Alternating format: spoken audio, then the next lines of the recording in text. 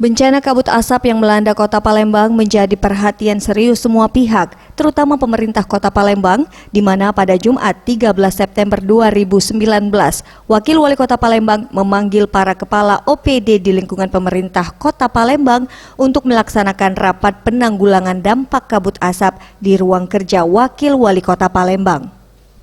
Usai rapat, Wakil Wali Kota Palembang Fitrianti Agustinda mengatakan, berdasarkan kesimpulan pada rapat ini, semua OPD harus bersiap menanggulangi kabut asap, seperti Dinas Kesehatan harus siap menangani masyarakat yang terpapar ISPA dan Dinas Lingkungan Hidup dan Kebersihan untuk siap memberikan peringatan kepada masyarakat terkait kualitas udara.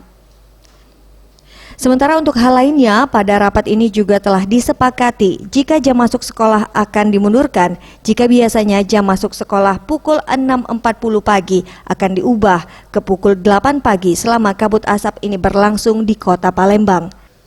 Tak hanya itu, kegiatan luar sekolah seperti ekstrakurikuler juga akan dikurangi bagi para siswa sekolah di Palembang.